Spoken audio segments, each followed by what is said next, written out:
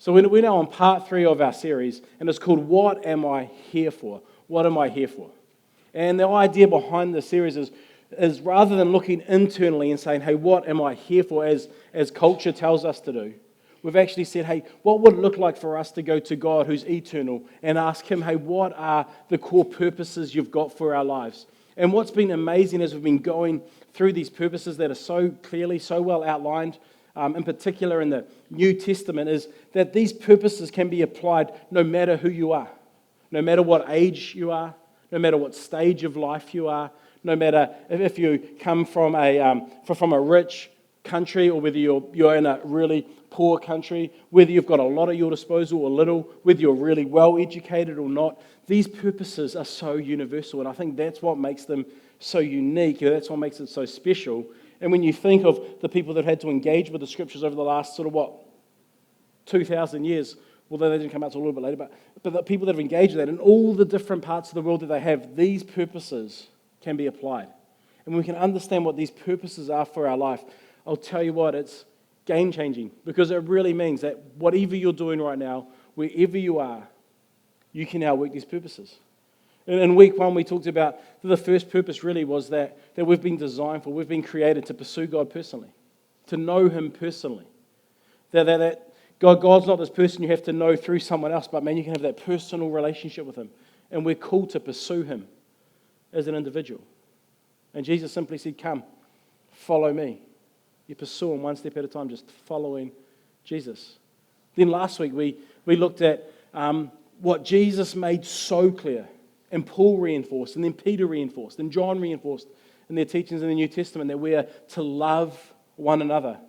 I love the way that Paul says it. The only thing that counts is faith expressing itself in love.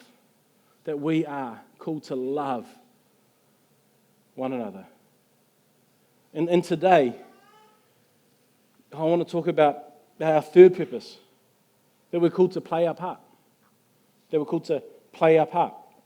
And just as an offside here, if you're here and you're a Christian, and LifeSwitch is sort of your church, and then this is really important for you. If you're here and you're not yet a Christian, can I say you can just ease back a little bit today, because I think you were designed for this. God wants you to do this. But at the end of the day, this is something that's really important, I think, in particular for us as Christians. But if you're here, if you're not a Christian, you're like, no, I don't want to do that. Oh, that's cool.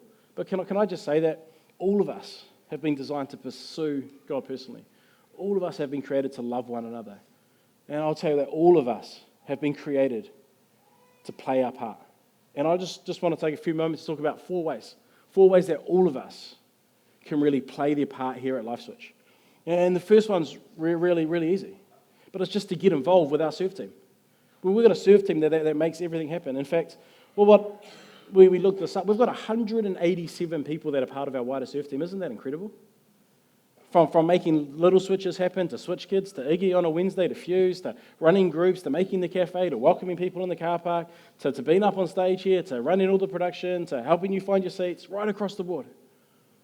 There's 187 people that are part of our surf team, and I think that's remarkable, and that's just really you guys. So can I just say, man, a massive thank you to all of you who do that, and you know who you are, because, man, we couldn't do tiny bit of what we do without you playing your part, without you doing your thing. And when we just think, man, there's something so special happens when you serve. In fact, if you're sitting here and you're not currently involved serving, don't mistake this as me saying, hey, we've got a roster we need to fill. Can you please come in and help us? Because honestly, our rosters are full for the next months. We plan and we do this stuff months in advance, and it all sort of happens and it all goes. Honestly, I'm not saying this because we need you to fill a spot. We don't really want something from you. We want something for you. In 1 Corinthians 12, Paul does this incredible job of talking about the group of believers and describing them as a body.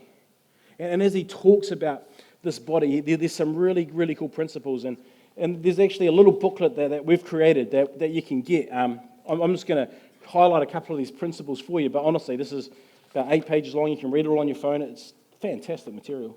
But there's just 5 principles that come out of this. The first one's listed that every person, according to 1 Corinthians 12, every person plays a part, that we're all part of the body. That we're all different parts, but together we're one body. Someone's the eye, someone's the nose, someone's the arm, someone's the kidney. You never see them, but they're working harder than anyone, right? So that every one of us is a part of the body, that we all play a part. Second principle is that all the parts are interdependent. All the parts are interdependent. Some of you know how important this is when it comes to our physical body, right? When you've got a sore elbow, you have to compensate for that in some way in how you use your shoulder. When you've got a sore leg, and you see this happen, people have got a sore knee, so they start walking differently, but then they start having issues with their hip or with their back because they're walking differently to compensate for the lack of what's going on in their knee. And that's why it's important that everybody plays their part. Because when you're not playing your part, the whole body is affected. And so all the parts, all of us, are interdependent. That if I'm playing my part well, I'm helping you. And if you're playing your part well, you're helping me. And together we're helping them and them and them and them. And we're all helping one another. The third principle is a real simple one, but every part is important. Every part is important. That's what I love so much about this analogy that Paul uses. Because he sort of helps us understand that while there are some parts that are very visible, it's often the invisible parts that have the most profound impact on a person, right? Well, we see people walking down the street and then they can have lost an arm. Part of their arm might be amputated. They can have their leg amputated. But it's very, very hard. Impossible to live without like a heart, without a liver, without some of those internal organs that no one ever sees. Like no one ever goes up to someone and says, "Hey, man, you look good. That liver, woo! I want some of that." Like, hey, yeah. Do you know what I mean? It's not visible, but that's so much more important than how those legs look, how broad those shoulders are. It's often the invisible that's so important, yet it's the visible that's seen. And one of the biggest mistakes we can make in a church setting is you can look at what's visible and think that's important. But actually, I'd say just like the human body, it's what you don't see, what nobody sees, what nobody knows, that really is the most important. So every part's important. There's this passage in 1 Corinthians 12, and if you don't believe me, go and read 1 Corinthians 12 on your own. And if you're here and you're a bit skeptical, read 1 Corinthians 12 on your own. Don't just trust me. I promise you. You read it and you'll see these come out. The next principle that we talk about, and you won't see this one in 1 Corinthians 12, but it's just a bit of internal language. We say that your part is most powerful when your part's aligned with your shape. And what we mean by that is that we believe all of us have been shaped. That we've been given, firstly, shape's an acronym, spiritual gifts. That God's given us spiritual gifts that He wants us to use. Some of you have got the spiritual gift of mercy, and man, you're so good at caring for people. Some of you have got the spiritual gift of teaching. Some of you have got the spiritual gift of encouragement. Some of you have got the spiritual gift of giving. Some of you have got the spiritual gift of leadership. Some of you have got the spiritual gift of discernment. There's a whole lot of spiritual gifts, and we think that when you identify your spiritual gift, then you can use God's given it to you for a reason, to build the body of believers. So you first want to identify, hey, what are my spiritual gifts? That's S. H is heart. What am I passionate about? What am I passionate about? And the way we say to figure out what you're passionate about, you need to ask this really simple question. What breaks my heart? What breaks my heart? See, there's something that breaks your heart. I guarantee it. There's something that breaks my heart. What breaks your heart might not break my heart. But there's a reason God's put that heart in you and why your heart breaks for that thing. It could be the fact that you see children go without food, and that could break your heart. Like, how can this happen? How can children go without food in this day and age when there's such an abundance of supply? Now, it might be, how do people get stuck in debt? That could break your heart. It could be, man, I just want to get alongside and help teenage mums. It could be, I just want to see people get educated because I know the doors that education opens. It might be, man, how can I get alongside and support people who are married and struggling, because nothing breaks my heart like seeing marriages fall apart. Whatever it could be, can I suggest that all of us have got something that breaks our heart, and if you're going to play your part, you really want to figure out What breaks your heart? You want to tie your spiritual gifts with your heart. Then the A in shape stands for abilities. All of us have got some natural abilities. You know, I imagine Finn must have some pretty natural musical ability to be able to get told at the last minute, you're going to play bass, and he can just learn these songs and come up here and play so well today. Like, you could literally give me 3 years and I couldn't do that because I've got no natural ability, right? The interesting things, and I say this all the time when I talk about abilities, is we always want the abilities that we don't have. I see this guy on Instagram, and he's an incredible musician, and he picks up a guitar and he goes up to him and says, hey, can I just sing a song for you? And they name a song and he sings it and he plays for them. And it's like, man, that would be like the coolest gift talent ever. I wish I could do that. It's just never going to happen. And what we tend to do is we underestimate our own abilities. The people what we're good at, we just think that's normal. We just think that's natural. Because that came so easily to you. What do you mean? How can you not draw? It's so simple. It's because it came naturally to you but not to someone else. So God's given us these natural abilities. And then P's, personality. All of us have got different personalities. We've got different temperaments. Some of us are introverted. Some of us are extroverted. If you're a real introverted person, I'm pretty sure your part's not going to be an extroverted role, right? If you're an extroverted person, I'm pretty sure that the part that you're designed to play isn't going to be a role where you're stuck by yourself in isolation for a long time. No. You want to use your personality. And then the E is your experiences. All of us have experienced different things in life, and the greatest thing about God is He can use our experiences, whether they're really good experiences to help others, or if they're really hard experiences to help others, because there's something so powerful about empathy.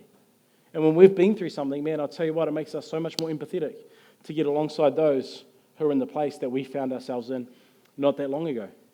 So the most powerful way we can play our part is when it aligns with our shape. And again, this is all in here, so there's a bit of stuff. And then the last principle we talk about here is your part may be found actually outside of a LifeSwitch team. There's so many things going on in this world. There's some of you are so gifted and so talented, and you're doing incredible stuff. Your part might not actually be to serve just within the church. You might actually go, nah. Rather than being part of this team at LifeSwitch, I can be more effective in doing this with this nonprofit over here. I can actually be more effective in putting my time into this food bank over here. Actually, I've been asked to be a foster parent, and actually the more time and intentionality I can put into fostering those children, the better. And that might mean that I can't be involved in church the way that I'd like to be, but man, I'm still serving and in a bigger calling. Does that make sense? But all of us are called to serve. It's one of the ways that we play our part. And I can hand on heart, tell you that I encourage you to get involved. Not because we want something from you. I'll tell you what, you guys are part of our teams. And there's probably a couple of people here going, Clint, we really need people in our team, don't say this. But our teams are running really, really well. I'm not saying this because we're trying to get something from you, but because we genuinely want something for you.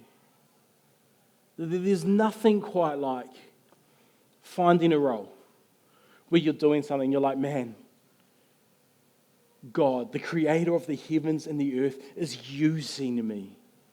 He's giving me the opportunity to speak into the lives of these young children and help them learn truths that they'll hold on to for the rest of their years. Man, He's allowing me to build community with this group of adults, and we can start to see some people who are feeling a bit lonely and a bit isolated come together and, man, actually feel like they can care for and love and look after one another. I've got the ability to be there and just to walk around and encourage people. And I've got the spiritual gift of encouragement, and when I do that, I see their faces light up, and I see them then continue in their kingdom calling, serving with an extra bit of enthusiasm, an extra bit of spark, because, man, I got to walk around and encourage them. Wow. There's something so special that can happen. And just to, because there's a few ways that you can get involved that no one sees, that we don't often talk about. So I just wanted to highlight a couple of these. The first one's this. Do you know every Sunday morning there's a group of people that come and they meet in the cafe and they actually pray over what's going to happen on a Sunday. So before you even arrive, they've been praying for you.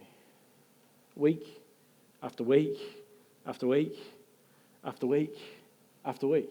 And if you've got the gift of prayer, Or even if you don't, you're like, man, that sounds really exciting. Man, they're there every Sunday at 9 o'clock. At 9 o'clock, I'm just checking, make sure I got my facts right.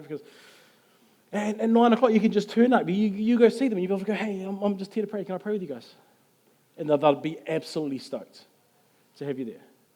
Did you know that Laurel has got a list of people who are happy to make meals for people when something's going on in their world? And this doesn't happen all the time, but occasionally someone has a baby, something goes on. We've actually got a team of people that Laurel will be like, hey guys, blah, blah, blah, blah, blah. Is anyone happy to make a meal for Clint? I love the meals. That's why I had so many kids who got meals. It's fantastic. Hey, most expensive meals in my life, thought they were free. But they do this. And as if you're here and you're like, hey man, I'd happily be involved in something like that, just to help people out. Man, just go and see Laurel. She'd love to add your name. And then the third area here is we've got the opportunity, because again, everyone sees what happens in Switch Kids and the cafe and stuff that happens here on a Sunday. But we've actually got opportunities for people to say, hey, I've got time during the week. Is there something I could do if I came into the office when the team's there on a Monday or on a Tuesday or on a Wednesday? There might be just a gap in your week where you say, man, I've got 3 hours and I'd love to be able to come and do something. I'll tell you what, again, if you talk to Laurel, we'll be in touch and would love to be able to say, hey, yeah, man, you can do this, it's going to make a big difference. You can do this, it's going to be really helpful. You can do this, it's going to be really helpful. Because, man, there is so much that goes on up here through the weekend. So if you're sitting here going, man, Sunday's a really crazy day for me, like I've got kids and I've got family and blah, blah, blah, and but man, I've got 2 hours free on a Friday morning, or I've got my Wednesday afternoons free, whatever it might be. Man, we'd love to say, hey, there's an opportunity for you to come and do something. And then two more. This is bigger areas, okay? This is areas where you can make a significant difference if you want to. But you've got to be the right person. This is like not an all-play sort of role. But we've got a couple of areas that we're really looking for at the moment. Just some people say, hey, this is where you can make a big difference. One is with our intermediate age kids. Every Sunday we have Iggy Plus, where with the intermediates, they go down to McDonald's, they do some stuff that's pre-prepared. We've got a whole year planned out. We're really looking to say, hey, if anyone wants to get involved with that age group on a weekly basis, man, there's an incredible opportunity. And there's something so special about this intermediate age group. Did you know why? Because intermediate age kids, they're not kids, they're youth. I get told off by saying that. The intermediate age youth, they're at this age where they want to get away from mum and dad, right? They're like, oh, I'm big now, I'm old now, I don't want to get away from mum and dad. But they're too young to have any money and to go and do anything that costs money. And they're too young to just go out with their friends and hang out just with their friends for long periods of time. So it's this incredible age group. And they're also going through this stage where they're trying to figure things out, right? They're moving from kids to teenagers, and those can be really, really difficult years to navigate. And so we've got these young people going through that, and I'm saying, man, what an opportunity to shape a young person's life if you can get alongside them in that age group. And sit with them and spend time with them on a week-to-week basis at Aggie Plus, really discipling them and helping them grow and understand who God is and what God's got for them. And we also run Iggy on a Wednesday night, and we've got an incredible team of a huge amount of teenagers that come along and get alongside our intermediates. But do you know what would be really, really good to have alongside all of those teenagers? It's just another adult or two. Because adults just see things that some teenagers don't. Do you know what I mean? I believe in teenagers like you wouldn't believe. I think we should be pushing teenagers to get them leading as much as we possibly can. But there's something that an adult sees that teenagers don't. That they can appreciate risk that a teenager can't. That they can just be a little bit more perceptive as to what's going on in that kid's life because of what they're seeing and what they're hearing that a teenager might miss. And we just know if we could have another one or two adults around in that space alongside Jono, that would be remarkable and so important. And then the other big area is, again, a really, really crucial age demographic, and that's just young adults. And we're just seeing our young adults, just numbers growing. We really just need some people to say, hey, man, I'm passionate about young adults. I want to see people that are in that sort of 18 to something, right? Everyone thinks they're a young adult until you look in the mirror and you realize I'm clearly not a young adult, but they're 18 to something group And these people are navigating so much of life, and even as you go through that, so many people are at different stages. You get some people that are like married at 20 and they have a kid at 21, and you get someone else who's just man, so going down the professional track, and then they're at 30 and they're not even thinking about family. So you got other people that are like left school and got no idea what's going on in their world. There's just such a diverse group, and we just know, man, what an opportunity again to get alongside and support people. So if you're interested in Iggy or young adults, come and see us. So that's those two areas. So the four ways we play our part. We're called to play our part. One is to serve. The second is to invest. And again, there's a little booklet about this. It's just called about investing financially. And well, one thing, if you've been around here for church for a while, one thing we don't do that every other church does. We don't take an offering here every single week. We don't say, hey, can you do this? And tell this really special story and say, come on, we should all do this. And the reason we don't do that is because, honestly, sitting around you today are some of the most generous people in New Zealand who week after week after week after week just financially give to what we're doing here. Not because we inspire them to do it, not because we motivate them with the story, definitely not because we try and guilt anyone to do anything, but because they believe in the work that's going on here. And so we just know that, hey, when you're part of the family, there's something so special about actually investing financially. And again, this little booklet here, it explains it all really, really, really well. A lot of good content in here. There's a lot of reasons why. I'll give you the 5 reasons that we talk about in here about why people invest. People invest to be obedient to God. People invest because they have a heart for people. People invest because they want to contribute, not just consume. People invest, and this is the big one, I reckon, to guard themselves from greed. Do you know that all of us have this tendency to want to be greedy? And the biggest way to fight the battle against greed and accumulating more for me is to say, hey, I'm going to be a generous person. Because, man, every time I give to something, I'm actually fighting against that desire in me that wants to be greedy. The other big one here, people invest to lead their heart. And I think this is such a powerful one. Jesus says, where your money is, there your heart will be also. And so I think that's why he says, man, I want you to invest into my church. I want you to invest into my kingdom because, man, that's where I want your heart to be. And I say this and I get in trouble because the world's changing a little bit. But I always say, girls, if you're going out with a guy and you really want him to like you, don't offer to pay. Make sure he pays. Why? Because where his money is, there his heart is also. As soon as you start splitting the bill, he's not putting the money in the same way. So you say, no, you'll pay. If it's a dodgy night and you're like, I don't know if I want to go with this guy again, I'll get this one, don't worry about it, mate. He'll think that's a good sign at the time, but trust me, where your money is, there your heart is also. Hey. And so we just say, hey, everything we do costs money. Camp Survivor's coming up, and this is what makes us such an incredible church. It's what makes you, because remember, churches are people, not a program, not a time slot or anything like that. Church is you. What makes you so incredible is Camp Survivor costs us now, it's about $55,000 to run Camp Survivor. That's not including any staff time. That's literally just the bills that we pay to make camp happen. And you guys pay that. So all these young people can come along and enjoy camp for free. That's remarkable. That's so special. That's what you do. You saw us at Christmas where we gave out those hampers to community people, and you gave so much to that we were able to then go and distribute, I think, about just over $3,000 worth of New World vouchers. And thanks to the local New World, because they threw in a few extra ones for us too. But to a whole lot of local schools to give to families who need it, because we know that the schools will know which families really need it but are too proud to put their hands up, right? It's awesome. And that's all because of people like you that are investing financially. So I can just give you a challenge. If you're sitting here and going, man, what does this look like? Hey, just start somewhere. Just start somewhere. And to those that are sitting here, and I know this room's full of so many of you that just do this regularly over and over and over, can we just say thank you? From the bottom of our heart, thank you. The reason that the kids are running around there having fun, learning important truths about, man, who the Heavenly Father is because of what you give.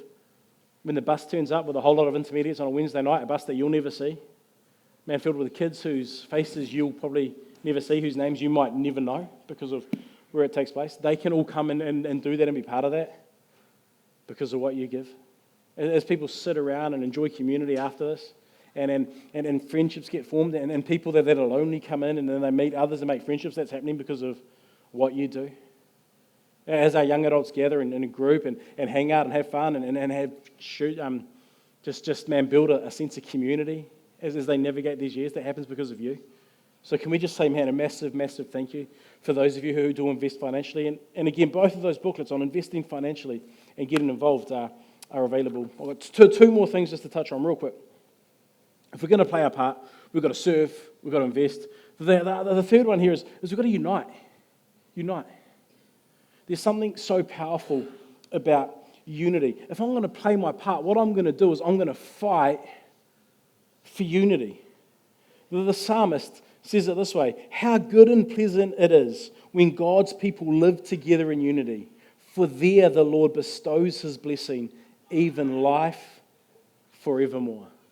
There's something so powerful about unity. In Philippians, Paul says it this way: above all, you must live as citizens of heaven, conducting yourself in a manner worthy of the good news about Christ.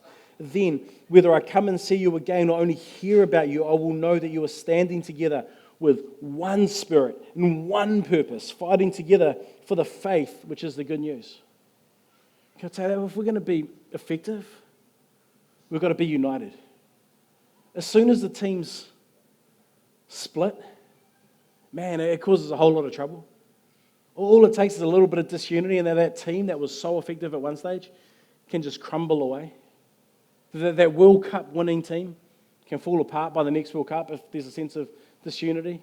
Come on, some of you guys are in business and you're serious about the business that you're running, and you're there and you know that, man, when that team and the business is united around what you're doing, man, things can really flourish. But when there's a sense of disunity amongst that team, it makes it hard. So some of you go to work sometimes and there's like a level of disunity, and as you go to walk into workplace, you're like, oh, because there's a sense of dread. There's something so powerful about unity. And the key here is what we've got to understand is unity does not equal uniformity. We can be united, but we can be different. We can be united, but we can think differently. But we have to be united. And if I'm going to really play my part, man, I'm going to fight for unity. If there's a way that I can encourage it, I'm going to encourage it. If there's things going on that I don't understand or I don't like, I'm not going to go and gossip to everyone about it. I want to go and talk to the right person about it so that I can understand what's going on. But we're just going to fight for unity. And then the last thing, the fourth thing we can all do to play our part is just invite. And you guys are doing this. That's why, man, we had to add a second service at the end of last year. That's why if you look around the room today, this room's getting all the way full again. Some of you need to start coming to the 11 o'clock. That'd be really, really helpful because, man, this room's just getting too full again. Seriously. The second one's better anyway. If you like lunch in the cafe. Hey. But yeah, my message is better too. Unless it's real good on this one, then it sucks on the second one. But invite. We can invite people in. We can invite people in. Because I'll tell you what, when we play our part, we're inviting people in to be a part of what we're experiencing. We're inviting them to be part of the team. We're inviting them to come along and just check out church. And in behind all this is this idea that you and I, this is the reason we're called to play our part, is because we're not spiritual consumers. Man, God created us to be spiritual contributors. But we don't go along to church just to consume something. No, we go along and to contribute. And I'll tell you what, the biggest shift that can happen is when you make the shift in your head that says, I'm not just here to get, I'm here to give. And everything changes. Because when you actually get to that mindset, I'm here to give. I'll tell you what, you get 1,000,000 times more in return than what you actually give. And I'm not saying if you give $1, you're going to get $1 million. That's wrong. That's bad theology. You're not even going to get 2. Okay? But you're going to get more. You're going to get something so special and so rich. And then just one more second. Let me just show you. When we do these 4 things, there's a sacrifice involved, right? Because if we're going to serve, it's going to cost us our time. There's a sacrifice of time. When we invest, man, there's a sacrifice because it's going to cost us some money. When we unite, do you know what we're going to sacrifice? We're going to sacrifice some preferences. Do you know there's some things around church that I didn't want that way? Oh, that's not the best way to do things. Oh, well. I wouldn't do it like that. Oh, well. There's some things that we'll hold real fast to. No, we're not doing that. We're not saying that because it's going to put people in church for, no, don't do that. But there's so many things. I'll do that different. I'll do that. I like that. I like that. But for unity, I'm going to lay aside my preferences because what I'm a part of is bigger than the part that I play. And when we invite, do you know what we have to surrender? We have to surrender a bit of influence. We've got that influence in that friendship, in that relationship, and I'm going to use it. But I'll tell you what, team. Come on. When we play our part, when we all say, God, man, my time's yours. God, my money's yours. God, my preferences, I'm willing to submit. God, my preferences are yours. God, my influence, it's yours. I'll tell you what. We can't comprehend, we can't understand what God can do through us when we play our part. One of the four purposes. Let me pray. Heavenly Father, I thank you so much that all of us have a part to play. I thank you that together we are the body. And Father, we can feel so insignificant. Father, yet, man, the part that we play matters so much. Others of us, Lord, we can feel too significant. But yet, Father, our part's nothing without the rest of the body, so humble us. Father, I just ask that you help every single person here just to take some time to figure out, man, the part that they're willing to play. And I pray that you can help them to play it with everything they've got because, man, what you're doing, the way that we play our part here has eternal meaning and makes an eternal difference. And so, Father, I ask you help us all to play our part as best we can. Amen.